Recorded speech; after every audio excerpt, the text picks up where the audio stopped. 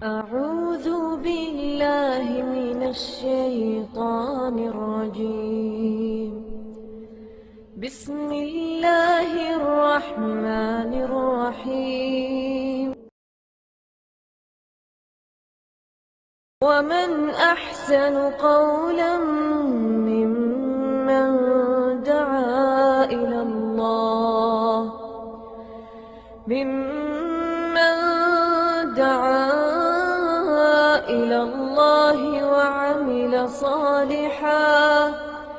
وعمل صالحا وقال إنني من المسلمين.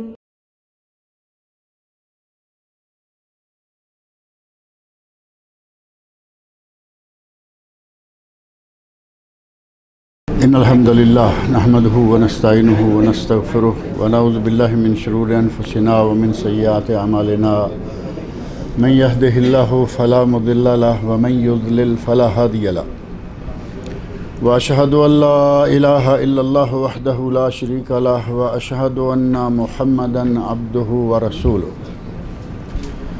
أما بعد فإن خير الحديث كتاب الله وخير الهدي هدي محمد صلى الله عليه وسلم وشر الأمور محدثاتها وكل محدثة بدعة وكل بدعة ضلالة وكل ضلالة في النار. رب اشرح لي صدري ويسر لي أمري واحلل عقدة من لساني يفقهوا قولي. رب أعوذ بك من همزات الشياطين وأعوذ بك رب أن يحضرون. اعوذ باللہ السمیع العلیم من الشیطان الرجیم. ولو ان للذین ظلموا ما فی الارض جمیعا ومثلہ معہ لافتدوا به من سوء العذاب یوم القیامہ وبدا لهم من اللہ ما لم یکونوا یحتسبون وبدا لهم سیئات ما کسبوا وحاق بهم ما كانوا به یستہزئون. فإذا مس الإنسان ضر دعانا ثم إذا خولناه نعمة منا قال إنما أوتيته على علم بل هي فتنة ولكن أكثرهم لا يعلمون. قد قالها الذين من قبلهم فما أغناهم عنهم ما كانوا يكسبون فأصابهم سيئات ما كسبوا والذين ظلموا من هؤلاء سَيُصِيبُهُمْ سَيِّئَاتُ مَا كَسَبُوا وَمَا هُمْ بِمُعْجِزِينَ. سورۃ الزمر کی یہ چند آیات ہیں جو کہ میں نے ابھی آپ کے سامنے پڑھی ہیں. آیت نمبر 47 سے لے کر آیت نمبر 51 تک. اور گزشتہ درس میں آپ کے سامنے دو چیزیں رکھی گئی تھی کہ شفاعت اس وقت تک کوئی نہ کر پائے گا جب تک کہ اللہ رب العزت کی طرف سے حکم نہ ہوگا. یہ کہنا کہ چونکہ ہم مسلمان ہیں اور ہم نبی صلی اللہ علیہ وسلم کی امت ہیں اس لیے ہماری سفارش یا صفات جو ہے وہ پکی ہے، ایسی کوئی بات نہیں ہے. بلکہ اللہ رب العزت کسی کو اجازت دے گا تو وہ بولے گا وقال صوابا، اور وہ صحیح بولے گا. وہاں ایسا نہیں ہوگا کہ جو یہ چاہ رہا ہے وہ میں بات کر دوں، وہاں صرف سچ بولا جائے گا، اور وہ بھی کسی کی مرضی سے نہیں. کوئی فرشتہ، کوئی نبی، کوئی ولی، کوئی بزرگ اپنی مرضی سے کوئی بات نہیں کر پائے گا. اگر بات کرے گا تو اللہ کے اذن اور اللہ کے حکم سے، اجازت سے. من ذا الذی یشفع عندہ الا باذنہ. اور ساتھ ہی بعض امور جو ہمارے یہاں پاک و ہند میں بڑے زوردار طریقے سے کہے جاتے ہیں کہ ہم چھڑا لیں گے، ہم پار کر لیں گے، ان کی حقیقت بھی مختصر انداز سے ذکر کی تھی. ابھی جو میں نے آیات پڑھی ہیں ان میں اللہ رب العزت نے ارشاد فرمایا ہے وَلَوْ أَنَّ لِلَّذِينَ ظَلَمُوا مَا فِي الْأَرْضِ جَمِيعًا وَمِثْلَهُ مَعَهُ لَافْتَدَوْا بِهِ مِنْ سُوءِ الْعَذَابِ يَوْمَ الْقِيَامَةِ. وہ لوگ جنہوں نے ظلم کیا ہے، اگر ان کے پاس جو کچھ زمینوں میں ہے، جو دولتیں، جو مال، جو جائیدادیں اس پوری زمین میں ہیں، وہ مثلہ معہ، اتنی ہی اور بھی جائیدادیں ہوں لفتدوا بہی، تو یہ اپنی جان جہنم سے چھڑانے کے لیے فدیے کے طور پر دینے کے لیے تیار ہو جائیں گے، فدیے کے طور پر دیں گے۔ اور اتنی بڑی دولت، پوری دنیا اور اتنی ہی اور دنیا، یہ کس لیے دے رہے ہیں؟ صرف اپنی جان چھڑانے کے لیے۔ من سوء العذاب یوم القیامہ، قیامت کے دن عذاب اتنا برا ہوگا کہ یہ ساری دنیا دینے کے لیے بھی تیار ہو جائیں گے، اور اتنا ہی کچھ اور بھی ہوگا تو اس کے لیے بھی تیار ہو جائیں گے۔ نبی اکرم صلی اللہ علیہ وسلم نے ارشاد فرمایا کہ قیامت کے دن، صحیح مسلم میں حدیث ہے، قیامت کے دن اللہ رب العزت ایک جہنمی سے پوچھے گا، جس پر جہنم واجب ہو چکی ہے، اس سے پوچھے گا کہ اگر تمہیں کہا جائے کہ اس جہنم سے تمہیں آزاد کر دیتے ہیں اور تم ہمیں پوری دنیا کی دولت لا کے دے دے تو کیا تم اس کے لیے تیار ہو؟ تو وہ آدمی کہے گا کہ میں اس کے لیے تیار ہوں۔ جہنم سے نکلنے کے لیے پوری دنیا دینے کے لیے تیار ہے۔ جب یہ کہے گا کہ میں پوری دنیا دینے کے لیے تیار ہوں تو اللہ رب العزت ارشاد فرمائیں گے کہ ہم نے تو بالکل معمولی سی چیز مانگی تھی، دنیا میں ساری دنیا اکٹھی کرنے کا نہیں کہا تھا کہ لا کے ہمارے پاس مسجد میں، مدرسے میں جمع کرا دو گے تب نجات ہوگی۔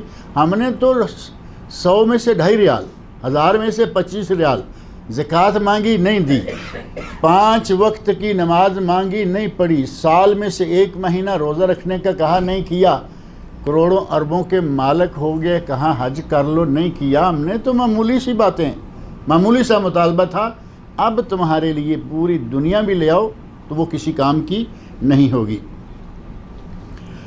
اللہ رب العزت فرماتے ہیں وَبَدَا لَهُم مِّنَ اللَّهِ مَا لَمْ يَكُونُوا يَحْتَسِبُونَ، قیامت کے دن ان کے سامنے وہ کھل کر سامنے آ جائے گا جو انہوں نے کبھی سوچا بھی نہیں تھا، ان کے وہم و گمان میں بھی نہیں تھا کہ ہمیں ان عذابوں میں سے، ان سزاؤں میں سے گزرنا پڑے گا۔ وہ ساری چیزیں کھل کر قیامت کے دن سامنے آ جائیں گی۔ بندہ اپنی جان چھڑانے کے لیے ساری دنیا دینے کے لیے تیار ہے، ساری دنیا جتنی ہی اور دنیا لا کے اگر وہ کر سکے تو اس کے لیے بھی تیار ہے، جبکہ وہاں لینے دینے کے معاملات ویسے ہی ختم ہو چکے ہوں گے۔ وہاں قیامت کے دن لینے دینے کے معاملات سب ختم ہیں، وہاں کوئی بزنس نہیں ہوگا، کسی کا کوئی کاروبار نہیں ہوگا، اور قرآن کریم میں اللہ نے فرمایا کہ وہاں کسی کی کوئی دوستی یاری نہیں ہوگی، وہاں تو بس اپنا عمل کام دے گا، دوسری کوئی چیز وہاں کام نہیں آئے گی۔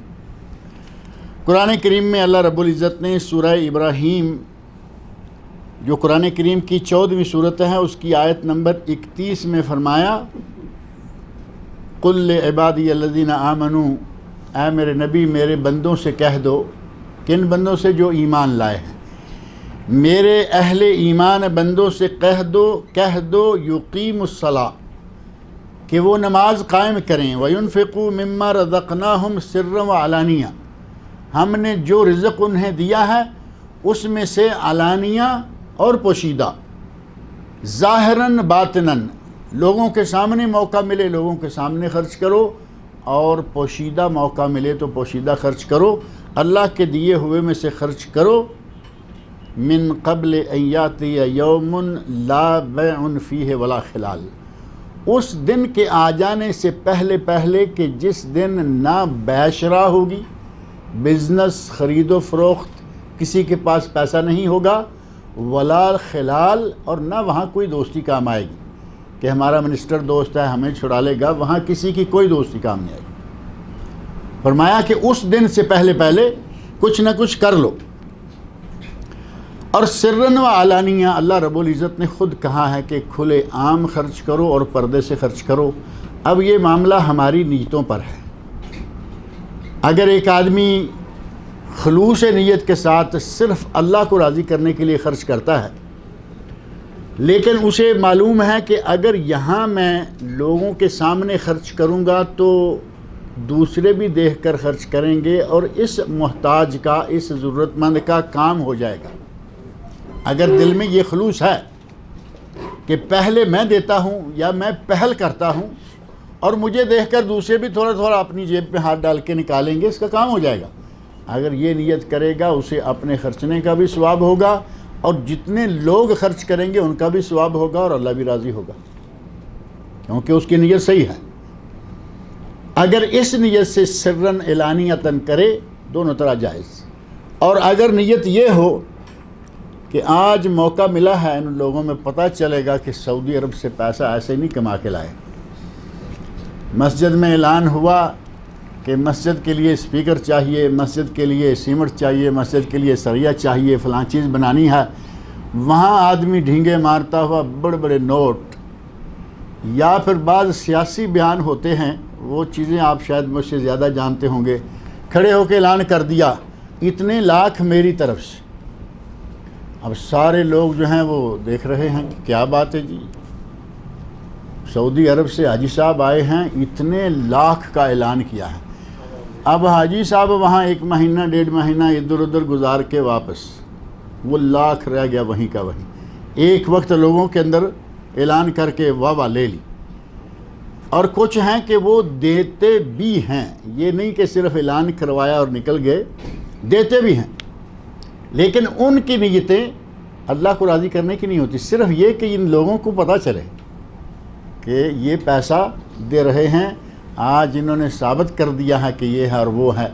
اگر اس نیت سے ہوگا اعلانیہ تو اس کا کوئی ثواب نہیں ہوگا، کوئی فائدہ نہیں ہوگا، بلکہ الٹا ریاکاری کا گناہ ہوگا یا نہیں ہوگا۔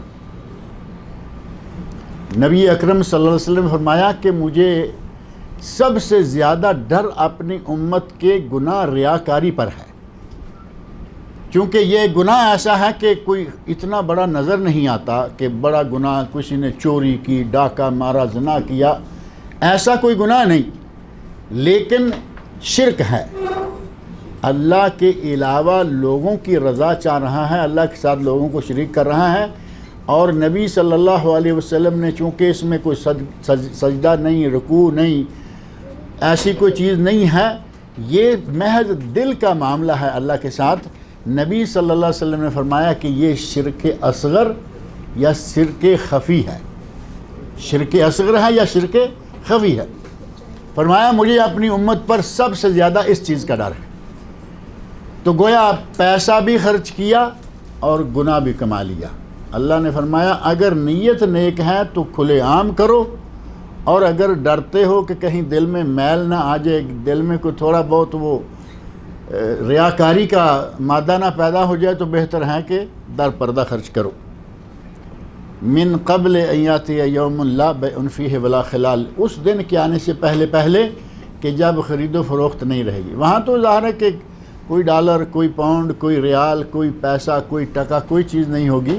وہاں تو آدمی جس انداز میں جاتا ہے وہ آپ کو معلوم ہے، نہلا دھلا کے صاف ستھرا کر کے، اگر اچھے کپڑے پہنے ہوئے تھا بیماری کی عالم میں، وہ اتار کے، کپڑے تک اتار کے 2 چادروں میں لپیٹ کے بھیجا جاتا ہے آدمی کو۔ کبھی کسی نے ساتھ کچھ چیک ویک بھیجے ہیں کہ چلو اس کو کچھ کیش چیک بھی دے دو کہ جا کے کیش کرا لے گا؟ کوئی نہ، بادشاہ مرے، فقیر مرے، ایک طرح خالی ہاتھ۔ وہاں لا بیع فیہ ولا خلال، جہاں نہ بیع شرا ہوگی اور نہ ہی وہاں کوئی دوستانہ کام آئے گا، وہاں کام آئے گا تو صرف اپنا عمل ہی کام آئے گا۔ اور سورہ آل عمران میں اللہ رب العزت نے ارشاد فرمایا، آیت نمبر 91 ان الذین کفروا وماتوا وہم کفار، بے شک وہ لوگ جو کافر ہوئے اور اسی حالت میں مر گئے، فلن يقبل من احدهم ملء الارض ذهبا، اگر زمین بھر سونا بھی دے گا تو اسے قبول نہیں کیا جائے گا۔ اب اگر کہا جائے کہ زمین کی دولتیں اور اتنی اور دولتیں، یہ تھوڑا معاوضہ ہے، اور اگر کہا جائے کہ پوری زمین سونے سے ہی بری ہوئی ہو، اتنا سونا بھی اگر کوئی پیش کرنا چاہے گا کہ مجھے جہنم سے چھڑا دیا جائے تو وہ قبول نہیں کیا جائے گا۔ والا وفتدا بہی، اول تو وہاں کسی کے پاس سونا ہوگا نہیں، سونا کیش کوئی چیز چاندی نہیں ہوگی، لیکن اگر کسی سے اللہ نے اگلا ساتھ ہی آپشن وہ دے دیا، والا وفتدا بہی، اگر کوئی دے بھی دے گا تو اس کی جان نہیں چھوٹے گی۔ اولئک لہم عذاب علیم وما لہم من ناصرین، ان کے لیے دردناک عذاب ہے اور ان کا وہاں کوئی مددگار نہیں ہوگا۔ یہاں دنیا میں جتنے لوگ نعرے مارتے رہتے ہیں نا کہ ہمارا نذرانہ تم پورے کرتے رہو اور پار ہم لگائیں گے، وہاں کوئی پار کرنے والا نہیں آئے گا۔ اللہ رب العزت نے قرآن میں جا بجا فرمایا وما لہم من ناصرین، کوئی مدد کرنے والا وہاں آنے والا نہیں ہے۔ اور وہ ایسا دن ہوگا ولا يقبل منها عدل ولا تنفعها شفاعہ، قیامت کے دن نہ کسی سے معاوضہ، عدل یعنی گناہ کیا ہے اس پر معاوضہ طلب کر کے اس کو چھوڑ دیا جائے۔ شفاعت کی بات پچھلے درس میں گزر گئی تھی کہ کسی کی سفارش نہیں چلے گی اور کسی کا مال دولت اسے کسی قسم کا کوئی نفع نہیں دے گا۔ سورہ بقرہ کی آیت نمبر 123 میں یہ الفاظ ہیں لا ولا يقبل منها عدل ولا تنفعها شفاعہ، اسے کوئی معاوضہ، کوئی فدیہ، کوئی کفارہ، کوئی چیز اس کے کام نہیں آئے گی اور نہ اس سے کچھ قبول کیا جائے گا، بلکہ اسے اس عذاب میں ہی مبتلا رہنے دیا جائے گا، اسے نکالنے والا کوئی نہیں ہوگا۔ اللہ رب العزت نے کس دن کے بارے میں یہ ساری باتیں فرمائی ہیں؟ وَاتَّقُوا يَوْمًا لَا تَجْزِي نَفْسٌ عَن نَفْسٍ شَيْئًا، جس دن کہ کوئی جان کسی دوسری جان کو کوئی فائدہ نہیں پہنچا سکے گی۔ گویا کہ اللہ رب العزت نے معاملہ صاف کر دیا، قیامت کا دن ہوگا، وہاں سوائے آپ کے اپنے عملوں کے کوئی چیز کام نہیں آئے گی، وہاں صرف آپ کے اپنے عمل کام آئیں گے۔ وَبَدَا لَهُم مِّنَ اللَّهِ مَا لَمْ يَكُونُوا يَحْتَسِبُونَ، اور ان کو اللہ کی طرف سے وہ چیزیں دکھا دی جائیں گی، ان کے سامنے کر دی جائیں گی جن کے بارے میں انہوں نے کبھی سوچا بھی نہیں تھا کہ ہمارے سامنے یہ چیزیں آنے والی ہیں۔ جو کافر ہیں وہ تو ظاہر ہے کہ ثواب عذاب کو مانتے ہی نہیں، کیونکہ وہ تو آخرت کو نہیں مانتے۔ اور اگر کوئی مسلمان ہے، مسلمان کتنا سوچ سکتا ہے کہ کیا کیا عذاب ہوگا؟ چند چیزیں جو ہمیں بتائی گئی ہیں وہ ہیں کہ اس دنیا کی آگ سے آخرت کی جہنم کی آگ 70 گنا زیادہ گرم ہوگی، لیکن ہمیں تو معلوم نہیں نا وہ 70 گنا جا کے کہاں تک پہنچتی ہے بات۔ وہاں کیا کیا چیزیں سامنے آ جائیں گی انسان نے کبھی سوچا بھی نہیں ہوگا، وہ چیزیں ان کے سامنے آ کے کھڑی ہو جائیں گی۔ یہ کون ہیں؟ للذین ظلموا، یہ وہ لوگ ہیں جنہوں نے ظلم کیا، شرک کرتے رہے، کفر کرتے رہے، گناہوں میں مبتلا رہے، ان لوگوں کے سامنے اللہ وہ چیزیں لے آئے گا جن کے بارے میں انہوں نے کبھی گمان بھی نہیں کیا تھا۔ وَبَدَا لَهُمْ سَيِّئَاتُ مَا كَسَبُوا، اور ان کے سامنے جو گناہ وہ کرتے رہے ان گناہوں کا عذاب سامنے آ جائے گا۔ ما کسبوا، ما کسب کا لفظ تو ہے نا آپ کے ذہن میں، ما اغنا عنہ ما کسب، سورۃ تبت یدا ابی لہب میں کہ ابو لہب نے دنیا میں جو کچھ کمایا، ما کسب میں اولاد اور مال سارا کچھ آ جاتا ہے، اس کے کسی کام نہیں آیا۔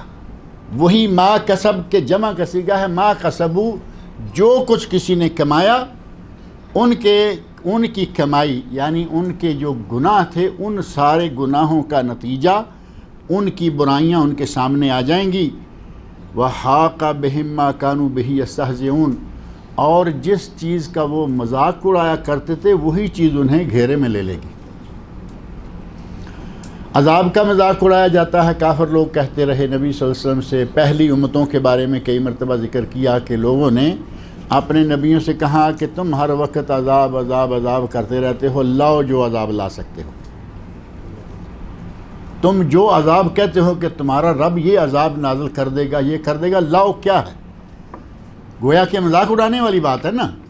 عذاب اللہ رب العزت نے ایک وقت مقررہ پر لانا ہے اور وہ وقت یقیناً آنا ہے، اس میں کوئی شک نہیں ہے کہ قیامت کے دن اللہ عذاب لائے گا، لیکن اس سے پہلے اللہ رب العزت کا نظام ہے کہ کب وہ عذاب میں مبتلا کرے گا۔ قوموں نے مذاق اڑایا عذاب کا، تم عذاب کہتے ہو، لاؤ تو صحیح۔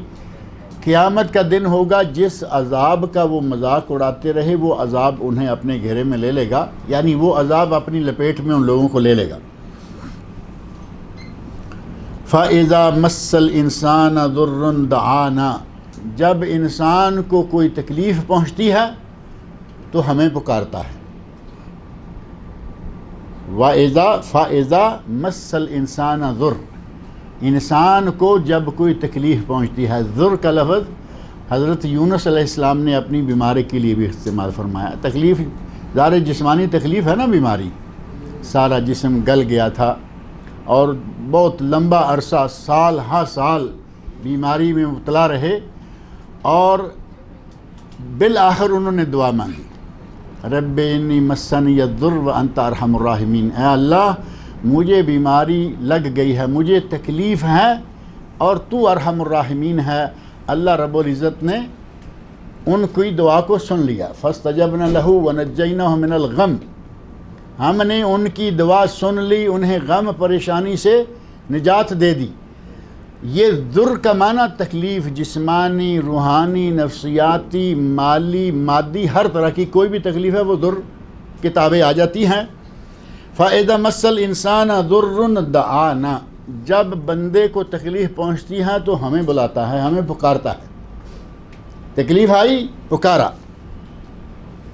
ثُمَّ إِذَا خَوَّلْنَاهُ نِعْمَةً مِنَّا، اور پھر جب ہم اپنی نعمت نازل کرتے ہیں، اپنی نعمت عطا کرتے ہیں، بیماری دور کر دی، جو تکلیف تھی وہ دور کر دی، فقر تھا خوشحالی آ گئی، بیماری تھی تندرستی آ گئی، جب ہم اپنی نعمت اسے عطا کرتے ہیں، قال انما اوتیتہ علی علم، تو کہتا ہے کہ یہ تو میرے علم کا نتیجہ ہے۔ بندہ کیا کہتا ہے؟ اللہ کا فضل نہیں بلکہ یہ میرے علم کا نتیجہ ہے۔ قال کہتا ہے انما اوتیتہ علی علم، کہ میں تو یہ اپنے علم کی بدولت دیا گیا ہوں۔ کل تک اللہ کے سامنے دعائیں مانگ رہا ہے، اور قرآن کریم کا ایک مقام میں نے ذکر کیا تھا، ذو دعاء عریض، لمبی چوڑی دعائیں مانگتا ہے۔ جیسے ہی تکلیف آئی لمبی چوڑی دعائیں شروع کر دیں، اور جیسے ہی تکلیف دور ہو گئی گویا کہ ہمیں جانتا بھی نہیں۔ ایسی حالت ہو جاتی ہے کہ گویا کہ ہمیں جانتا بھی نہیں۔ یہ انسان کی فطرت ہے کہ جیسے ہی تکلیف پہنچی اللہ کی طرف رجوع کر لیا۔ اور جن دنوں یہ بات درس کے ضمن میں ذکر کر رہا تھا، انہی دنوں میں نے یہ بات بھی کہی تھی، آپ میں سے کسی کے ذہن میں ہوگا، مشرکین مکہ یا کفار کے بارے میں اللہ نے فرمایا کہ جب ان کو تکلیف پہنچتی ہے تو مجھے پکارتے ہیں، لمبی لمبی دعائیں مانگتے ہیں مجھ سے، جب تکلیف دور ہو جاتی ہے تو پھر مجھے پہچانتے بھی نہیں۔ میں نے کہا تھا کہ یہ مشرکین مکہ ہیں یا کفار ہیں، آج کا مسلمان اس سے بھی بدتر حالت میں پہنچا ہوا ہے۔ اور وہ بدتر حالت کیسے بنتی ہے؟ وہ تکلیف میں اوپر دیکھنا شروع کر دیتے تھے، ہم تکلیف میں سرکاروں درباروں کی طرف بھاگنا شروع کر دیتے ہیں۔ بدترین حالت ہوئی یا نہیں ہوئی؟ ابو جہل کے بیٹے کے مسلمان ہونے کا واقعہ معروف ہے۔ اکرمہ رضی اللہ تعالی عنہ سمندر میں، کہا سارے لوگوں نے مل کے کہا کہ اب وہی ہمیں بچائے گا، محمد کا رب صلی اللہ علیہ وسلم، کہا اگر اب وہ بچائے گا تو پھر ہمیشہ وہی بچایا کرے گا۔ کلمہ پڑھا مسلمان ہو گئے۔ وہ جب تکلیف حد سے بڑھتی تو اللہ کی طرف رجوع کرتے، جب کوئی راستہ نظر نہ آتا تو اللہ کی طرف۔ ہمارے یہاں پڑھتے ہی کوئی نہ کوئی، ادھر سرکار ہے، ادھر دربار ہے، ادھر فلاں ہے۔ ہمارے لوگوں کی حالت جو ہے ان سے بہت ہی زیادہ گئی گزری ہے۔ فَإِذَا مَسَّ الْإِنسَانَ ضُرٌّ دَعَانَا، جب کوئی انسان کسی مصیبت میں مبتلا ہوتا ہے تو وہ اس وقت ہمیں پکارنا شروع کر دیتا ہے۔ ثُمَّ إِذَا خَوَّلْنَاهُ نِعْمَةً مِنَّا، پھر جب ہم اسے کوئی نعمت دے دیتے ہیں، اسے نعمت عطا کر دیتے ہیں، بیماری دور کر دیتے ہیں، تو کیا ہوتا ہے؟ قَالَ إِنَّمَا أُوتِيتُهُ عَلَىٰ علم، کہا کہ یہ تو مجھے میرے علم کی وجہ سے دیا گیا ہے۔ اب اللہ رب العزت کا احسان نہیں ہے، یعنی اس نعمت کا شکریہ ادا کرے اور اللہ رب العزت اس نعمت کو دوام بخشے، مزید عطا کرے، جو کہ اس کا وعدہ ہے، وَلَئِن شَكَرْتُمْ لَأَزِيدَنَّكُمْ، کہ اگر تم شکر کرو گے تو میں زیادہ دوں گا۔ نہیں، کہتا ہے کہ یہ میرا حق تھا پہلے نمبر، دوسرا یہ کہ یہ میرے علم، میری عقل، میری مہارت، میرے ہنر کے نتیجے میں ملا۔ اور یہ بات آپ کے علم میں ہوگا کہ اس سے پہلے بھی ایک شخص کہہ چکا ہے، بہت پہلے یہی بات ایک شخص اور بھی کہہ گیا ہے۔ اس نے بھی یہ کہا تھا کہ یہ مجھے میرے رب نے میرے علم کی وجہ سے دیا ہے۔ کون تھا؟ قارون۔ فرعون تو بادشاہ تھا نا، دولتوں والا جب کرے نا، بڑی دولتوں والا، تو اس وقت قارون کا نام سب سے پہلے آتا ہے۔ قال انما اوتیتہ علی علم عندی، اس نے کہا کہ میں نے، اللہ نے یہ مجھے دیا ہے کیونکہ میرے پاس، انا قارون کان من قوم موسیٰ، قارون موسیٰ علیہ السلام کی قوم کا آدمی تھا۔ بگڑتے بگڑتے اس حد تک پہنچ گیا کہ جب اس کے مال کے بارے میں بات ہوئی تو اس نے کہا کہ یہ میری عقل کے نتیجہ میں نے کمایا ہے۔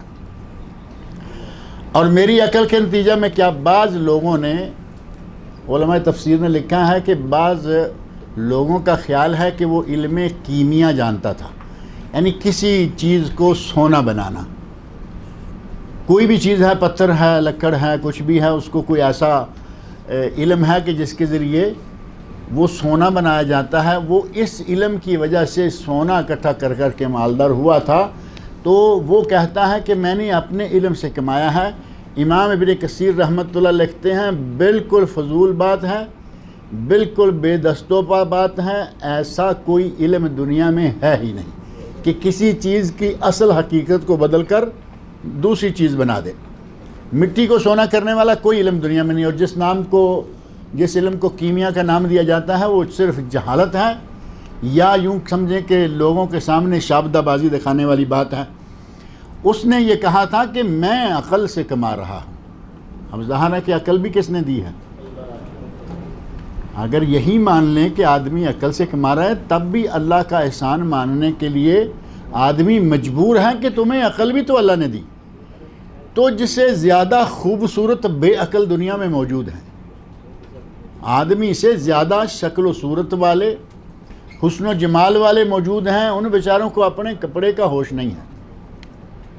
اس حد تک اللہ رب العزت نے عقل سے عاری رکھا ہوا ہے، کپڑے کی پرواہ نہیں، پہنا ہوا ہے، کبھی نہیں پہنا تو بھی نہیں پہنا، رالیں بہہ رہی ہیں، گلیوں میں پھر رہے ہیں، بچے پیچھے لگے ہوئے مذاق اڑا رہے ہیں، وہ بھی تو انسان ہے نا۔ اسے اللہ نے علم نہیں دیا، اللہ نے عقل نہیں بخشی۔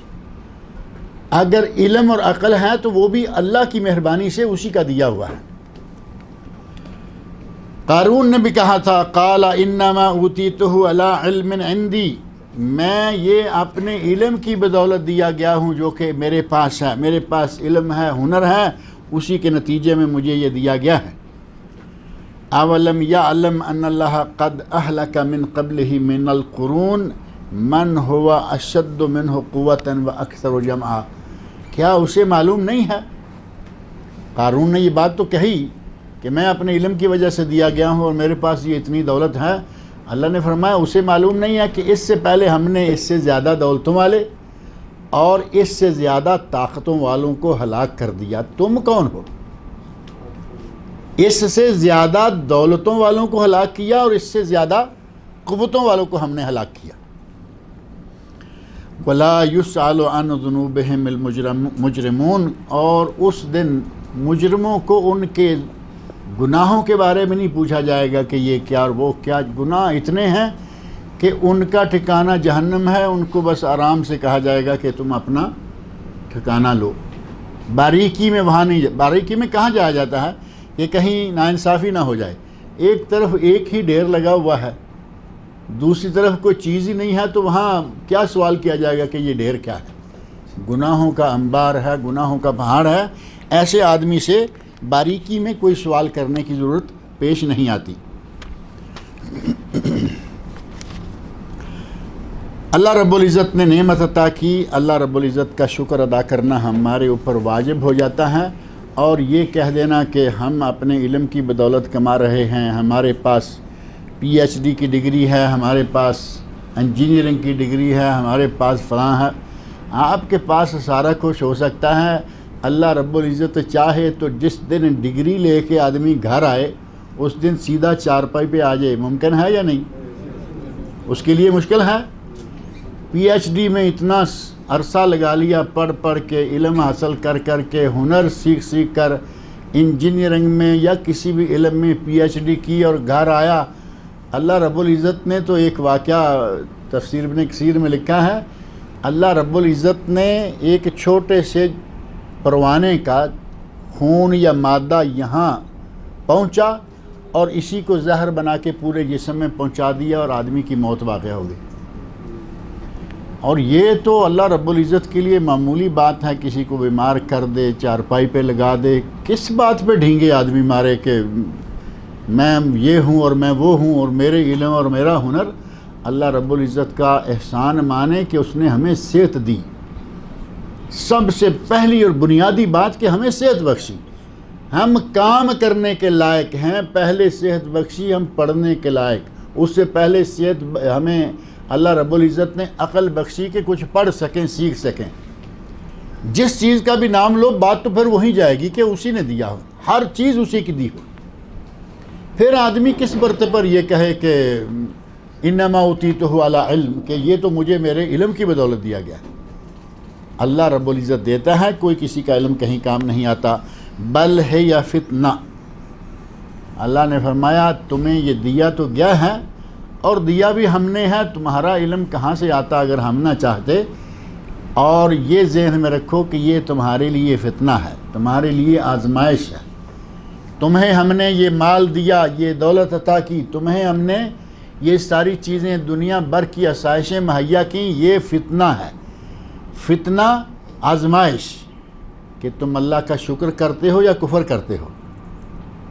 اگر اللہ کی نعمتوں پر، اللہ نے مال دیا، اللہ نے اولاد دی، اللہ نے خوبصورت گھر دیا، خوبصورت گاڑی دی، اب اس پر اللہ کا شکر کرنا بنتا ہے یا انما اوتیتہ علی علم بنتا؟ جس نے کہا تھا انما اوتیتہ علی علم، اللہ نے قرآن کریم میں اس آیت سے اگلی ایک آیت چھوڑ کر اگلی آیت میں بتایا کہ ہم نے اس کا مال اور اس کا گھر، صرف مال نہیں، فخسفنا بہ وبدارہ، اس کا گھر بھی اور اس کا مال بھی، ساری چیزیں زمین میں دنسا دی۔ اگر شکر نہ کریں تو کیا ہو سکتا ہے؟ اللہ رب العزت نعمت چھین سکتا ہے، اسی نعمت کو زحمت اور عذاب بھی بنا سکتا ہے۔ قارون کے لیے اس کی دولت ہی عذاب بن گئی۔ بل ہے یا فتنہ، بلکہ یہ تو فتنہ ہے، دراصل تمہاری آزمائش ہے کہ تم شکر کرتے ہو یا کفر کرتے ہو۔ وَلَٰكِنَّ أَكْثَرَهُمْ لَا يَعْلَمُونَ، لیکن ان میں سے اکثر لوگ نہیں جانتے کہ یہ فتنہ ہے یا نہیں، آزمائش ہے یا نہیں ہے۔ قَدْ قَالَهَا الَّذِينَ مِن قَبْلِهِمْ، ان لوگوں سے پہلے بھی کچھ لوگوں نے یہ بات کہی۔ یہ قارون کا واقعہ میں نے پڑھ کے سنا دیا ہے کہ ان سے پہلے بھی کچھ لوگوں نے یہ بات کہی تھی کہ ہمیں ہمارے علم کی بنیاد پر یہ دیا گیا ہے۔ فما اغنی عنہم، انہیں کوئی فائدہ نہ پہنچایا ان کے اس کہنے نے۔ فما اغنی عنہم، ان لوگوں کو ان کی اس بات نے، ان کی اس دولت نے کوئی فائدہ نہیں بچایا، ان کی نجات کا سبب نہیں بن سکے۔ فما اغنی عنہم بھی تبت یدا میں شامل ہے۔ فما اغنی عنہ مالہ وما کسب، وہاں فما اغنی عنہ واحد مفرد کا صیغہ ہے، یہاں ہے عنہم جمع کا صیغہ، انہیں کوئی فائدہ نہ دیا ان کی ان باتوں نے۔ فما اغنی عنہم ما کانوا یکسبون، جو کچھ وہ کماتے رہے ان کے لیے بالکل فائدہ مند ثابت نہ ہوا، نہ دولت نہ مال۔ ابو لہب کا واقعہ بڑا واضح ہے اور بڑا آسان بھی ہے سمجھنا، آپ کے سامنے ہے۔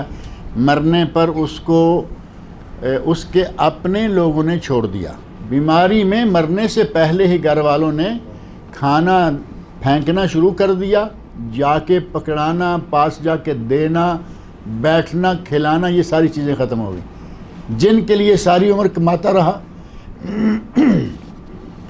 ساری عمر جن کے لیے پیسے اکٹھے کرتا رہا، ان لوگوں نے اس کے پاس جانا بند کر دیا، بدبو پھیل گئی، بیماری کے خطرات بتانے شروع ہو گئے، اور اس کو کھانا پہنچایا جاتا تھا، اور جس وقت وہ مر گیا تو اس وقت پتھروں کو اوپر ڈال کر اسے گڑھے میں پھینک کر اوپر پتھر اور ریت ڈال کے اس سے جان چھڑائی گئی۔ فما اغنى عنہ مالہ وما کسب، مال دولت اولاد کوئی چیز اس کے کام نہ آئی۔ اللہ نے فرمایا تم سے پہلے لوگوں نے یہ باتیں کی، ان کی کوئی دولت ان کے کسی کام نہیں آئی۔ فاصابہم سیئات ما کسبوا، انہوں نے جو جو کرتوت کیے تھے ان کی برائی نے انہیں پکڑ لیا، اصابہم پہنچ گئی ان کو برائی ان کے گناہوں کی۔ والذین ظلموا من ہؤلاء، اور ان لوگوں میں سے جن لوگوں نے ظلم کیا، سیصیبہم سیئات ما کسبوا، ان کے کرتوتوں کا انجام بھی ان کو پہنچ جائے گا، کرتوتوں کا نتیجہ، ان کے گناہوں کی جو سزا ہے وہ بھی ان تک پہنچ جائے گی۔ وما ہم بمعجزین، اور یہ اللہ کو ہرانے والے نہیں ہیں، معجز ہرا دینے والے، یعنی یہ اللہ کو نہیں ہرا سکتے۔ دنیا کی کوئی طاقت ہے؟ اگر کہیں اللہ کو ہرانے کی کوئی گنجائش ہوتی تو میرا خیال ہے امریکہ کم نہ کرتا، جو ہر کسی کو ہرانے کے چکر میں پھر رہا ہے، اور خاص طور مسلمانوں کے لیے تو ہر وقت وہ یہی سوچتا رہتا ہے کہ اس ملک کو اس سے لڑاؤ، اس کو اس سے لڑاؤ، آہستہ آہستہ ان سب کو اپنا غلام بناتے چلے جاؤ۔ اگر اللہ رب العزت کو کوئی آدمی ہرا سکتا ہوتا تو یہ لوگ ضرور کچھ نہ کچھ کرتے، لیکن اللہ رب العزت کو کون ہرائے گا؟ وہ کائنات کا خالق و مالک، تمام قدرتوں طاقتوں کا مالک، اور پلک جھپکنے میں جس ملک کو چاہے تباہ کر کے رکھ دے۔ سونامی نے کیا کیا اللہ رب العزت کے حکم سے؟ سونامی نے پلک زدن میں، چشم زدن میں تباہی مچا دی ایک دنیا میں، اور موقع بموقع اللہ اپنی قدرتوں کے مظاہر دکھاتا رہتا ہے، قدرت کے مظاہرے کبھی نہ کبھی کرتا رہتا ہے۔ کبھی بونچال آ گیا، یہ زلزلہ آ گیا، دیکھتے دیکھتے اتنے بڑے بڑے ٹاور زمین بوس ہو گئے، کہیں پانی کو تھوڑا کھلا چھوڑ دی، وہی پانی تھا جو پہلے بھی وہاں تھا اور آج بھی وہی ہے۔ سمندر کے سامنے کوئی دیوار ہے کسی ملک میں؟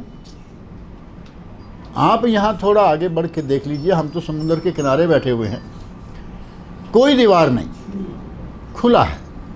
تھوڑا آگے پیچھے اپنے بیٹھنے کے لیے جگہ بنانے کے لیے تھوڑے بہت پتھر لگائے ہوئے ہیں، وہ بات الگ ہے۔ آپ گھومیے سمندر کے ساتھ ساتھ، آپ کو کہیں دیوار نہیں نظر آئے گی۔ اور ایک تعجب انگیز بات ہے کہ آپ کبھی دن ہوتے آرام سے کھڑے ہو کے غور سے دیکھیں سمندر کے پانی کو، لگتا ہے کہ جیسے جیسے سمندر پہ نظر دور جا رہی ہے پانی اونچا نظر آ رہا ہے، پانی زمین سے اونچا نظر آتا ہے۔ یہ کس کے حکم سے رکا ہوا ہے؟ یہ اللہ کے حکم سے رکا ہوا ہے۔ اور جیسے ہی اللہ نے چاہا کہ ان لوگوں کو ذرا تھوڑا اپنی طاقت کا مظاہرہ کراؤ، پانی کو کہا تو پانی نے اپنی طاقت کا مظاہرہ کروا دیا، تباہی مچا دی، کتنے ملکوں میں یکدم تباہی مچی۔ اللہ رب العزت تو اس کے سپاہیوں کو تو کوئی جانتا ہی نہیں، اللہ رب العزت کو کون ہرائے گا؟ اس کے تو سپاہی اتنے ہیں کہ کوئی گن نہیں سکتا۔ لا یعلم جنود اللہ الا ہو، اللہ کے لشکروں کو اللہ کے سوا کوئی نہیں جانتا۔ جنود جندی کی جمع ہے، جندی کا معنی فوجی ہوتا ہے، فوج کے لوگ جو ہیں وہ جنود ہیں۔ اللہ نے فرمایا کہ میری فوجوں کو کوئی نہیں جانتا میرے سوا، مجھے معلوم۔ اور فوجیں بھی کتنی بڑی سے بڑی فوج اس کی، چھوٹی سے چھوٹی فوج اس کی، دنیا کے بڑے سے بڑے متکبر کو چھوٹے سے فوجی سے مروا دیا۔ نمرود کو کیسے مروایا تھا؟ اپنے آپ کو اتنا لے کے چلا کہ میں اللہ کو بھی نعوذ باللہ قتل کر دوں گا، یا کر دیا ہے، جو یہاں تک پہنچا ہوا تھا۔ اسی نے کہا تھا نا اپنے وزیر کو، بناؤ ذرا اونچا سا محل، اتنا اونچا محل بناؤ کہ میں وہاں جا کے دیکھوں۔ اللہ رب العزت نے صرف مچھر کا ایک دانہ مسلط کر دیا، اور مچھر کے دانے نے، اس چھوٹے سے فوجی نے اس آدمی کو ہلاک کر دیا۔ اللہ کو ہرانے والا کون ہے؟ وہ لوگ جنہوں نے ظلم کیا، سیصیبہم سیئات ما کسبوا، ان کے گناہوں کا وبال ان کو پہنچ جائے گا، وما ہم بمعجزین، اور وہ اللہ کو ہرانے والے نہیں ہیں، اور اللہ کو ہرانے والا کوئی بھی نہیں ہے۔ اولم یعلموا ان اللہ یبسط الرزق لمن یشاء، کیا انہیں معلوم نہیں ہے کہ اللہ جس کے لیے چاہے رزق کے دروازے کھول دیتا ہے۔ بسط یبسط، تو کھول دینا، پھیلا دینا۔ بساط، یہ جو شطرنج کھیلتے ہیں نا، شطرنج کھیلتے ہیں، وہ جس کے اوپر کھیلتے ہیں اس کو بساط کہا جاتا ہے۔ بساط بچھائی ہے، تو بچھانا، کھول دینا۔ اللہ رب العزت جس کے لیے چاہے رزق کو کھول دیتا ہے، بچھا دیتا ہے، جتنا چاہے دے دیتا ہے۔ وَيَقْدِرْ، اور جس کے لیے چاہتا ہے تنگ کر دیتا ہے، مقدر کر دیتا ہے۔ إِنَّ فِي ذَلِكَ لَآيَاتٍ لِقَوْمٍ يُؤْمِنُونَ، اس میں اہل ایمان کے لیے نشانیاں ہیں۔ ایک آدمی آپ دیکھیں گے دنیا میں، ساری مخلوق اللہ کی ہے، اللہ کی تخلیق پر ہمیں کوئی اعتراض کرنے کا حق تو نہیں پہنچتا، لیکن کروڑ پتی، ارب پتی، کھرب پتی اور شکل دیکھنے کے لائق نہیں ہے اس کی۔ اس کو دیا ہوا ہے، ایک انتہائی حسین و جمیل ہے، اور بیچارہ تنگ دستی کے ہاتھوں پریشان ہے۔ اس کی مرضی ہے نا، جس کو چاہے وہ تنگ دست کر دے، جس کو چاہے وہ کھلا مال دے دے، یہ اس کی مرضی ہے۔ اور اس میں اہل ایمان کے لیے نشانیاں ہیں، یہی نشانیاں ہیں کہ اسے شکلوں کی نہیں، اللہ رب العزت کو شکلوں کی نہیں، اللہ رب العزت کو اپنے مال کی پرواہ نہیں، شکل کی پرواہ نہیں۔ نبی اکرم صلی اللہ علیہ وسلم کا ارشاد ہے، اور اتفاق سے میرے طالب علمی کے زمانے کی پہلی حدیث ہے جو میں نے پڑھی تھی، ان اللہ لا ينظر الى صورکم ولا الى اموالکم، اللہ تمہاری شکلوں کو نہیں دیکھتا، نہ تمہارے مالوں کو دیکھتا ہے۔ اللہ تمہاری شکلوں کو نہیں دیکھتا، نہ مالوں کو دیکھتا ہے، وَلَكِنْ يَنْظُرُ إِلَىٰ قُلُوبِكُمْ وَأَعْمَالِكُمْ، بلکہ وہ دیکھتا ہے تمہارے دلوں کو کہ تقوی ہے یا نہیں، اور اعمال کو دیکھتا ہے کہ اعمال کیا لے کے آ رہے۔ اللہ رب العزت مجھے اور آپ سب لوگوں کو نیک عمل کی توفیق عطا فرمائے، اور قرآن کریم پڑھنے، سننے، سمجھنے اور اس کے احکام پر عمل کرنے کی توفیق سے نوازے۔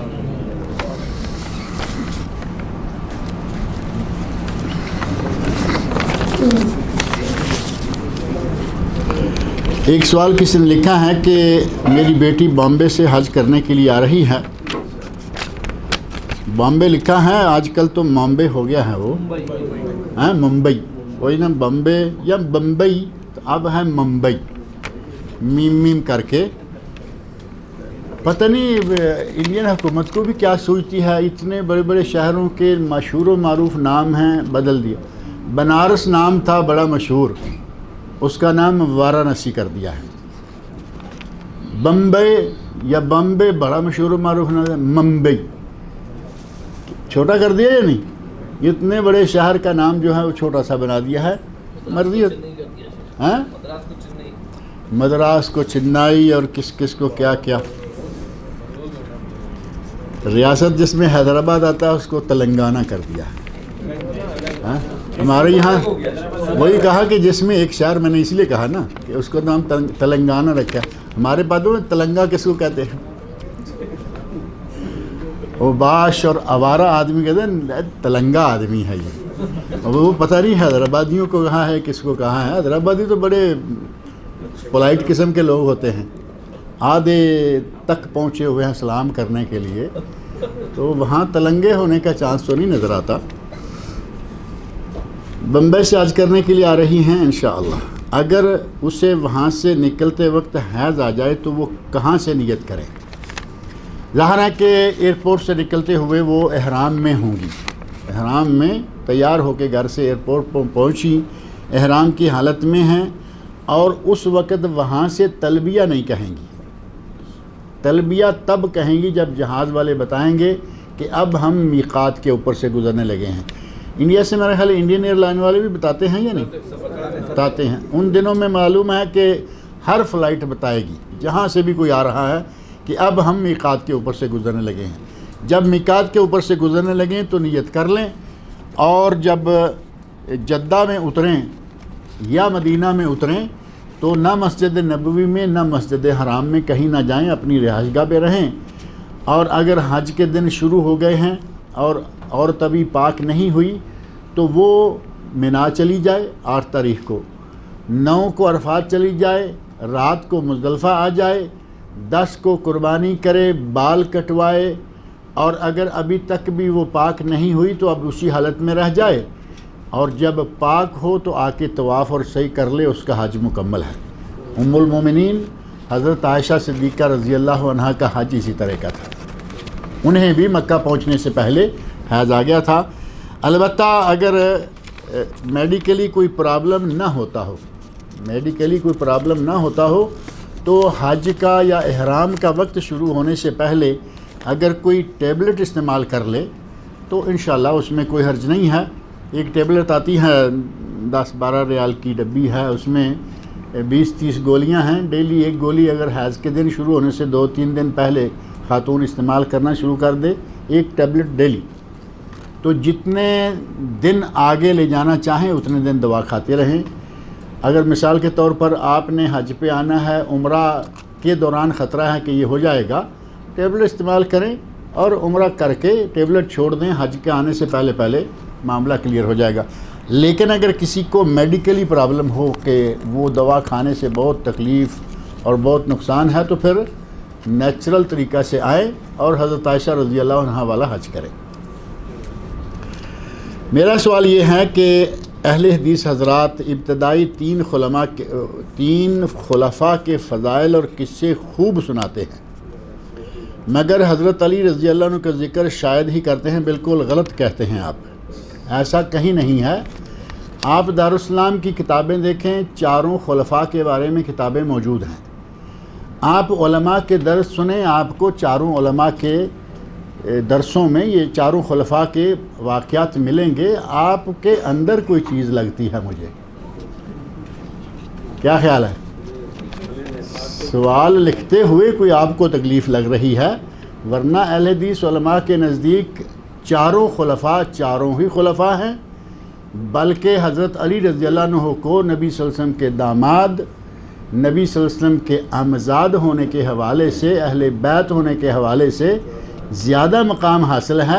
لیکن اصل میں معاملہ جو ہے خلافت کا, وہاں آ کے حضرت علی رضی اللہ عنہ 4تھے درجے پر آئے ہیں, اور میں نہیں لایا, اہل حدیث علماء نہیں لائے, بلکہ نبی صلی اللہ علیہ وسلم نے اور خلفاء نے خود اپنے اندر جو طریقہ کار اختیار کیا تھا.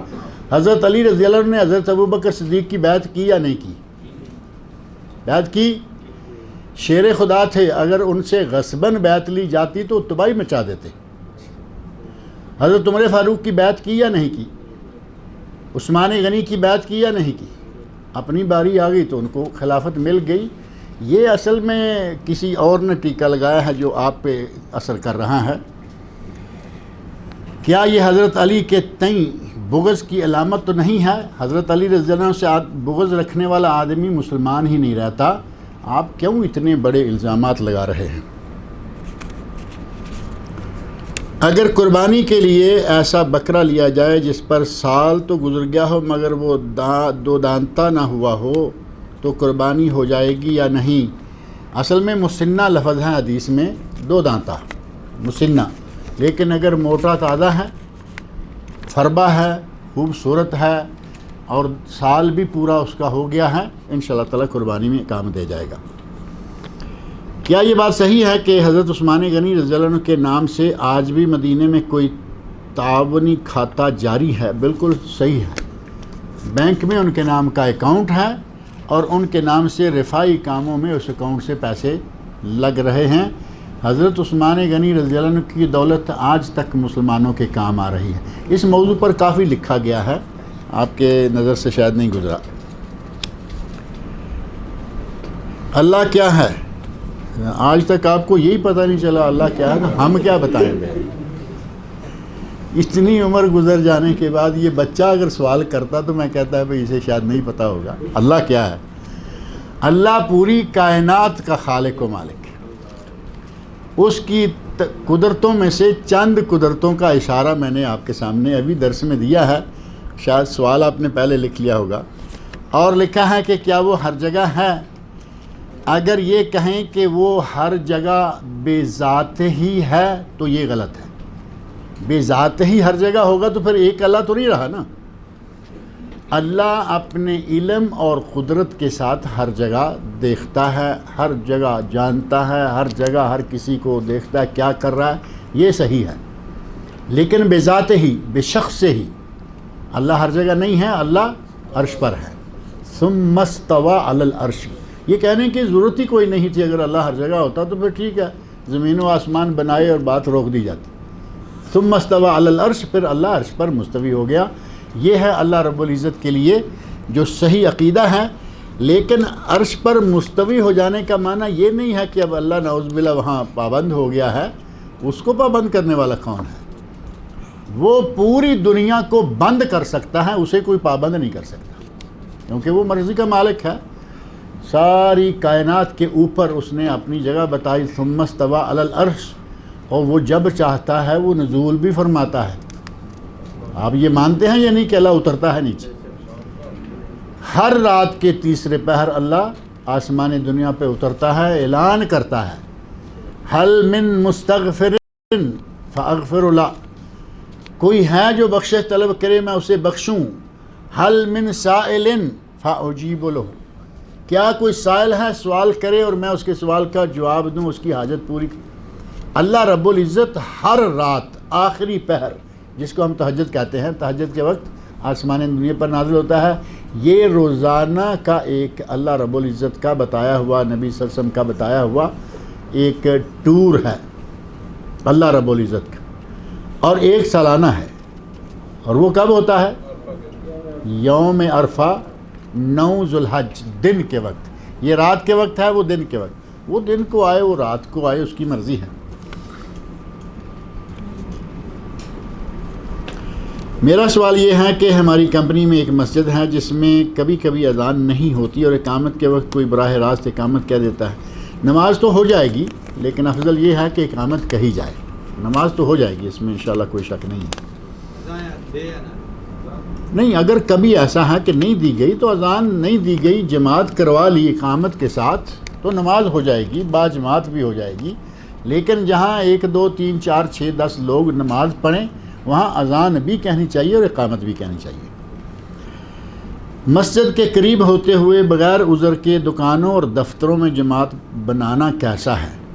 دکانوں میں تو خیر بات نہیں بنتی، اگر دفتر ہے بڑا 8 9 10 منزلہ دفتر ہے اور مسجد تھوڑی ہٹ کے ہے، اور وہ سمجھتے ہیں کہ باہر نکلیں گے وقت ضائع کریں گے، کوئی پڑھے گا کوئی نہیں پڑھے گا، تو یہاں سارے پابندی سے پڑھ لیں گے، کچھ اس طرح کی مصلحتیں اگر ہوں تو مسجد پوری بلڈنگ میں ایک مسجد یا مصلی کہہ لیں، کیونکہ مسجد تب ہوتی ہے 5 وقت نمازیں ہوں، اور ایسی بلڈنگیں جو ہیں ان میں 1 یا 2 وقت کی 3 وقتی نمازیں ہوں گئی، ظہر عصر زیادہ سے زیادہ مغرب، عشاء بھی مان لیتے ہیں، فجر تو وہ خالی ہوتی ہیں۔ تو یہ مسجد کے حکم میں نہیں آتی، مصلی کے حکم میں آتی ہے کہ جہاں نماز بنا ہوا ہے، تو ایسے میں انشاءاللہ گنجائش ہے۔ لیکن اگر مسجد قریب ہے، یعنی یہاں سے نیچے اتریں اور ساتھ مسجد ہو، تو ایسی شکل میں بلڈنگ میں مصلی بنانا جائز نہیں، اور دکان میں تو مصلی بنانا ہی نہیں چاہیے، کیونکہ دکان تو آپ کی اپنی ہے۔ اس کا مطلب ہے کہ اذان ہوئی اور کرسی سے اتر کے مصلی پہ سوار ہو گئے، نماز پڑھی اور پھر کرسی پہ بیٹھ گئے، نہیں، نماز کے لیے دکان بند کریں اور اللہ کے گھر کی حاضری دیں۔ الرجا اور توکل میں کیا فرق ہے؟ الرجا کا معنی ہے امید رکھنا اور توکل کا معنی ہے اللہ پہ بھروسہ کرنا۔ یہ دونوں الگ الگ لفظ ہیں یا نہیں؟ الرجا امید، بیم و رجا، خوف اور امید۔ اللہ کا خوف ہونا چاہیے اور اس کی نعمتوں کی امید رکھنا، جنت کی امید رکھنا چاہیے، اور توکل ہے اللہ کی ذات پر بھروسہ۔ یہ بہت الگ الگ لفظ ہیں دونوں۔ فرض نماز کے بعد آیت الکرسی پڑھتا ہوں عادتاً، لیکن کبھی کبھی کسی وجہ سے سلام کے بعد فوراً جانا ہوتا ہے تو آیت الکرسی نہیں پڑھ پاتا، تو ایسی صورت میں جو فضیلت بیان کی گئی ہے اس کے بارے میں کیا حکم ہے؟ فضیلت میں تو یہی کہا گیا ہے کہ جس نے ہر نماز کے بعد، ہر فرض نماز کے بعد آیت الکرسی پڑھی، اس کے اور جنت کے درمیان صرف موت کا پردہ ہے۔ اب آپ کبھی ضرورت کی وجہ سے چھوڑ دیتے ہیں، اگر تو کوئی ایسی ضرورت مجبوری ہے کہ آپ مسجد سے اٹھے اور ضرورت تک پہنچنے کے درمیان آپ بول بھی نہیں سکتے، آپ کو ساری پابندیاں لگا دی گئیں، تو پھر تو ظاہر ہے کہ آپ بے قصور شمار ہوں گے۔ وہاں سے آپ کی زبان بندی کر کے لایا گیا دفتر میں یا کہیں، آیت الکرسی بیٹھ کے نہیں پڑھ سکتے، اٹھ کے نکلتے ہوئے اپنے دکان، دفتر، آفس کہیں بھی آنے تک 1 تو منٹ لگتا ہے، 1 منٹ کے اندر آیت الکرسی مکمل ہو جاتی ہے، اور جو 5 وقت روزانہ پڑھتے ہیں میرا خیال ہے 1 منٹ سے پہلے بھی ختم کر لیں۔ لہذا کوشش کریں کہ اٹھتے ہی آپ آیت الکرسی شروع کریں، نکلتے ہوئے مسجد سے نکلنے سے پہلے آیت الکرسی مکمل ہو جاتی ہے اگر آپ پہلی صف میں تھے، اور اگر آپ نے کوشش کی کہ آخری صف ملے دروازے کے پاس، ہمارے کچھ نمازی ایسے ہیں کوشش کر کے دروازے کے ساتھ والی صف لیتے ہیں، ادھر دوسرا سلام پھرنے کی دیر ہو دروازے پہ کھڑے ہوتے ہیں، ایسے میں پھر آیت الکرسی مسجد کے اندر تو نہیں لیکن باہر نکلنے سے پہلے پڑھ سکتے ہیں۔ کیا اذکار الصباح والمساء کی قضا ہوگی؟ اذکار الصباح والمساء کا اپنا وقت مقرر ہے، انہی اوقات میں ہونے چاہیے، لیکن اگر کوئی بعد میں کرتا ہے تو ثواب یقیناً ہوگا۔ قضا ان کی نہیں ہے کیونکہ یہ نوافل ہیں، لیکن اگر مثال کے طور پر ایک آدمی سبحان اللہ الحمدللہ یا 3 مرتبہ جو صباح مساء کے اذکار ہیں وہ صبح نہیں کر سکا، مساء کے رات ہو گئی، صبح کے دوپہر ہو گئی، اس وقت نہیں کر سکا، جب کرے گا انشاءاللہ اسے ہر کلمے پر ثواب یقیناً ملے گا۔ لہذا پکا نہ چھوڑ دیا کریں، کچھ نہ کچھ کرتے رہا کریں۔ سائنسدان جوہر کا تعارف پیش کرتے ہوئے کہتے ہیں کہ جوہر نہ پیدا ہوتا ہے نہ ہی یہ ختم ہو سکتا ہے۔ سائنس کی تعلیم حاصل کرنے والی مسلمان اس تعارف کو قبول کرتے ہیں تو کیا یہ شرک نہیں ہے؟ سائنسدان تو کہتے ہیں زمین گول ہے، سائنسدان کہتے ہیں کہ زمین گھومتی ہے، سائنسدان تو بڑا کچھ کہتے رہتے ہیں، لیکن اب آہستہ آہستہ سائنسدان مسلمان ہونا شروع ہو گئے ہیں، بہت ساری باتیں سائنسدانوں نے ماننا شروع کر دی ہیں۔ یہ سائنسدان نہیں بلکہ یہ ملحد لوگوں کا عقیدہ ہے، الحاد ہے یہ کہ یہ دنیا آئٹم ہے، یہ خود بخود بنتی اور بگڑتی رہتی ہے۔ یہ جو آپ نے لکھا نا کہ جوہر ہیں، آگے آٹم، شاید آئٹم ہی آپ نے لکھا ہے، تو یہ دہری کہتے ہیں نا، دہریہ ملحد بے خدا، جن کو خدا کی ذات پہ یقین نہیں ہے، یہ ان کا عقیدہ ہے، سائنسدانوں کا نہیں ہے۔ اب سائنسدان بھی اگر اس عقیدے میں گئے تو دہریے ہو گئے، وہ بھی بے خدا ہو گئے۔ ان کے نزدیک اس دنیا کو بنانے والا کوئی نہیں، اس کو چلانے والا کوئی نہیں، یہ خود بنتی ہے، خود چلتی ہے، یعنی آپ 60-70 سال دنیا میں گھوم پھر کے خود ہی آئے تھے، خود ہی چلے جائیں گے، آپ کو نہ کوئی بھیجنے والا ہے نہ کوئی لانے والا۔ امام ابو حنیفہ رحمۃ اللہ کا واقعہ سنا ہوگا۔ امام ابو حنیفہ رحمۃ اللہ علیہ کو اسی طرح کا ایک آدمی مل گیا جو کہتا ہے کہ یہ دنیا خود بخود چل رہی ہے، اس کو چلانے اور ٹھہرانے والا کوئی نہیں ہے، یہ خود چل رہی ہے۔ تو انہوں نے دیکھا کہ اس آدمی کو سمجھانے کے لیے کوئی مناسب انداز اختیار کرنا چاہیے۔ دریا کے کنارے پہ گئے، سمندر تھا، دریا تھا، تو دیکھا کہ جہاز آ رہا ہے، شپ آ رہا ہے بڑا۔ آدمی اس کے پاس کھڑے ہو گئے، قریب ہو گئے اس کے، کیونکہ اسے سمجھانا مقصود تھا۔ کہا کہ یار عجیب بات ہے، یہ دیکھو اتنا بڑا شپ آ رہا ہے اور اس میں کوئی کیپٹن نہیں ہے، یعنی ایسے رنگ اختیار کیا کہ گویا یہ بھی نہیں سمجھتے، اتنا بڑا جہاز آ رہا ہے اور اس میں کوئی کیپٹن نہیں ہے، خود چلتا ہوا آ رہا ہے۔ وہ کہتا ہے کیسے ہو سکتا ہے؟ اب جیسے آج کا دور کہیں گے مولانا کیسے ہو رہا؟ تو مولانا نے تو تجھے سیدھا کرنا ہے ابھی۔ کہا کیسے ہو سکتا ہے کہ کیپٹن کے بغیر جہاز، اتنا بڑا جہاز؟ کہا ارے احمق انسان، ابھی تم کہہ رہے تھے کہ اس دنیا کو ہی چلانے والا کوئی نہیں ہے، اتنا سا جہاز ہے، اس کو بغیر کیپٹن کے نہیں مان رہے، اتنی بڑی دنیا کو مانتے ہو کہ اسے چلانے والا کوئی؟ تو وہ آدمی وہیں مسلمان ہو گیا، کہا کہ آپ سچے ہیں۔ تو یہ سائنسدان کہیں یا کوئی بھی کہے، اس کائنات کا خالق و مالک ہے، اور متصرف الامور متدبر الکائنات بھی وہی ہے، وہی اس کو چلا رہا ہے، اسی نے ہی اسے بنایا ہے۔ یہ سوال جنہوں نے حضرت علی رضی اللہ عنہ کے بارے میں اتنی بڑی بات کہی ہے، اگر تو کسی نے بھیج دیا ہے تو الگ بات ہے، نہیں تو مجھے ملیں تاکہ میں ان کا تھوڑا سا ذہن تھوڑا اور صاف کر دوں۔ آپ نے لکھا ہے؟ نہیں اچھا، میں نے کہا شاید یہ آپ نے لکھا ہے، میں آپ سے پوچھ رہا ہوں پہلے سے۔ فرمائیے۔ وعلیکم السلام ورحمۃ اللہ وبرکاتہ۔ شیئر مارکیٹ کا بزنس حلال ہے، بچی اس کے جو بینک کا کام کرتی ہو، شراب کا کام کرتی ہو، کپڑے چلاتی ہو۔ شیئر مارکیٹ کا میں سوال آپ کا سمجھ گیا ہوں۔ سوال کیا ہے سر؟ ہاں نہیں، آپ نے کہا کہ کیا حلال ہے، تو سوال تو ہو گیا نا۔ اس کا کہنا حلال ہے بشرطے کہ یہ کام نہ کرتی ہو کمپنی، لیکن ہمارا سوال یہ ہے کہ کوئی بھی دنیا میں تو کیا ہندوستان اور پورا ملک میں کوئی بھی ایسی کمپنی نہیں ہے جو بینک سے ریلیٹڈ نہیں ہے، بینک سے جڑی ہوئی نہ ہو۔ جیسا کہ یہ کہنا ہے کہ اگر وہ کام یہ سب نہیں کرتی تو ان کا شیئر لینا حرام ہے۔